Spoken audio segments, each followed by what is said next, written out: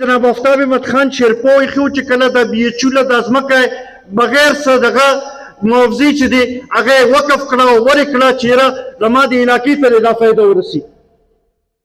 بیا چې کله په 88 کې هغوی وزیر اعلی شو نو دا RHC جوړه کړه او دې نه چې دی روزانه خلکو ته فایده رسي. زیاته فایده خو خیر زما خیال دی دا کم پوسټي میډیکل کیمپ او آی کیمپ تېر شوی هغې کې زیاته رسېدلې. بیا دغه شانتې که موږ دلته کې وګورو نو مشران ناست دي دلته کې د روډونو هغه لحاظ سره نه نوم و نشانو. نن که موږ څومره دا روډونه دلته کې وینو دا ټول د ملي رهبر جناب آفتاب احمد خان شیرپو د علاقې لپاره خدمت دی.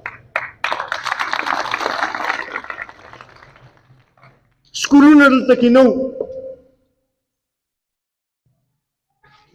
یو نیم سکول که و هغه به و، نور داسې هغه لحاظ سره د تعلیم ډېر سهولتونه نه و. نن چې موږ وګورو نو په شیرپو کې او په زیم کې چې دا څومره سکولونه دي د دې ټولو بنیاد چې دی هغه ملي رهبر جناب آفتاب احمد خان شیرپو ایښی. او اوس خو زیم یونین کونسل کې کالج هم راغی، دا هم د قومي وطن پارټۍ تاسو لپاره یو تحفه ده او ستاسو خدمت کې د دې کارکوونانو فخر دی. ما بل ورځ تپوس کو نو په هغې کې چې څومره هغوی داخلې ورکړې وې هغه ټول په یو ورځ کې ډکې شوې. او اوس هغه پرنسپل وایي چې یاره موږ له نور دغه کوشش وکړئ چې دې کې موږ نور وسعت راولو. دغه شانتې ګیس دلته کې زموږ دې صوبې ته شهید وطن حیات محمد خان شیرپو را دننه کړې، 400 ته ملي رهبر جناب آفتاب احمد خان شیرپو راوستې او نن کور په کور کوڅه په کوڅه چې دا خورېږي دا د هغوی خدمت دی او د هغوی د علاقې لپاره یو کوشش دی. نن ډېر خلک په راځي، خاص کر دې ځوانانو ته وایم چې تاسو ته به ډېرې خبرې کوي. څوک د تبدیلۍ خبرې کوي، څوک د نور څه په حوالې سره ووټ په تاسو نه غواړي.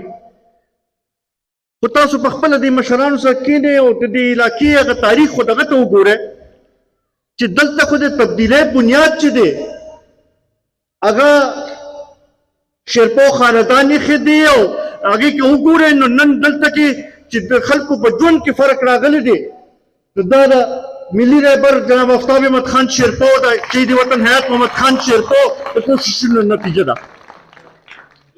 یو صرف دا خبره مونږ ټولو لپاره څومره د فخر او د خوشحالۍ خبره ده چې نن د پاکستان په ګوټ ګوټ کې چې چتن د شیرپو نوم واخلو نو هر څوک مونږ پېژني او بلکل هغوی ته پته وي چې دا کوم ځای سره تعلق ساتي.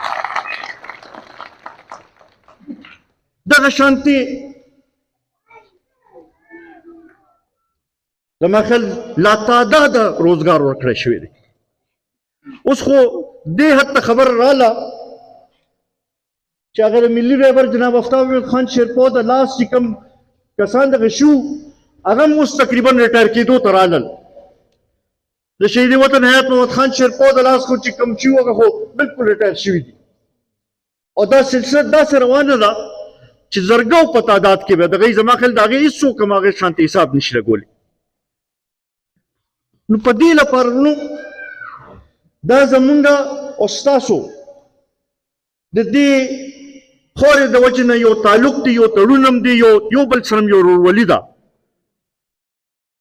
نن به خلک راځي ووټ به تاسو نه غواړي خو په دې به سوچ کوو چې هغوی خو دا یو ووټ که مونږ ورکړو پته نشته کامیابېږي مو او که نه کامیابېږي په هغې باندې خو د هغې نقصان چې دی هغه زمونږ ټولې علاقې ته رسي.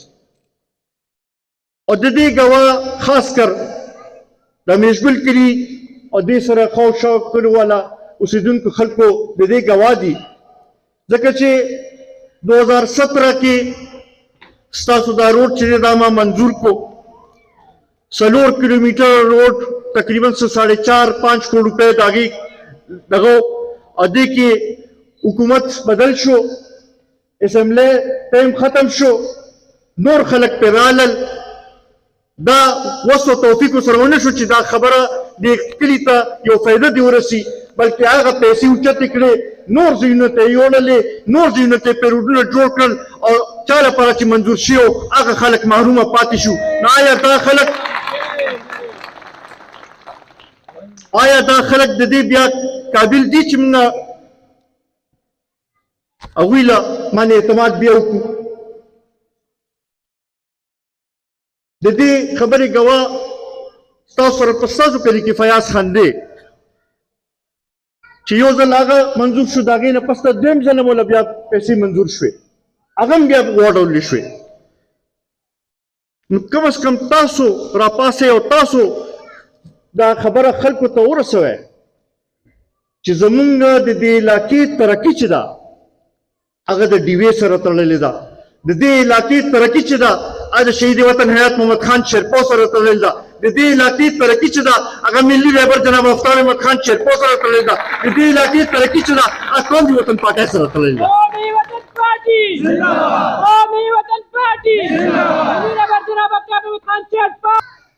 عزتمندو، د 2013 کې چې څه راسره وشو، آیا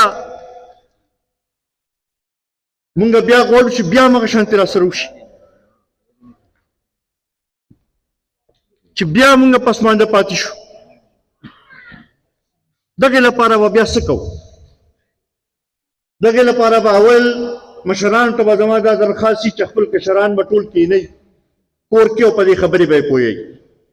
بیا به راپاسو خالي په خپل ووټ باندې نه، خپل رشتو پسې به ګرځو، خپل یارانو پسې به ګرځو، د دې علاقې کې چې څومره تعلق هم دی هغې خلکو پسې به ګرځو او ته به دا وایو چې د دې ټولې علاقې ترقي چې ده هغه په دغې ورځ باندې په 8 فروری باندې او دې ځل خو دا ورځ هم داسې ورځ مونږ ته دغه شوې ده چې هغه د دې کلی بچی بچی ته د دې علاقې بچی بچی ته معلومه ده چې دا د شهید وطن حیات محمد خان شیرپو ورځ ده او انشاءالله را روانه 8 فروری باندې به دا ټول خلک به دا ثابتوي به او یو ریکارډ به جوړو.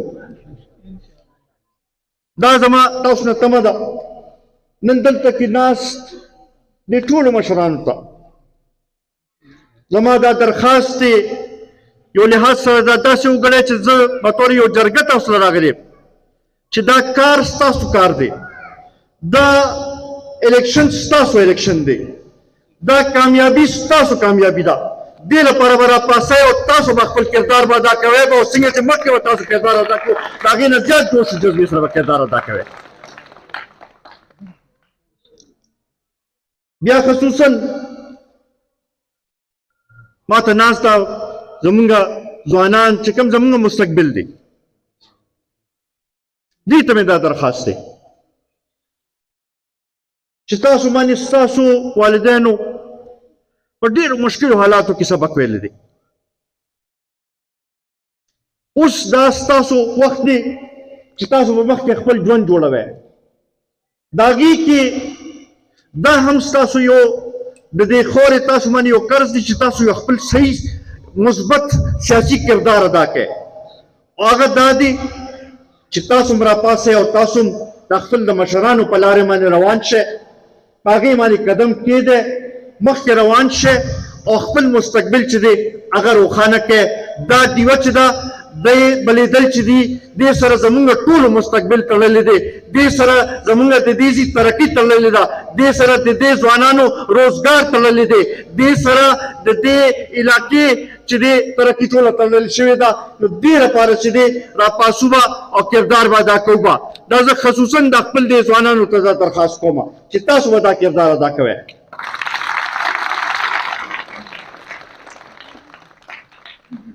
عزتمندو،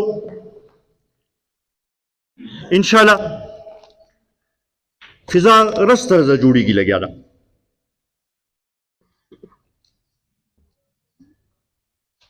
مېرې کې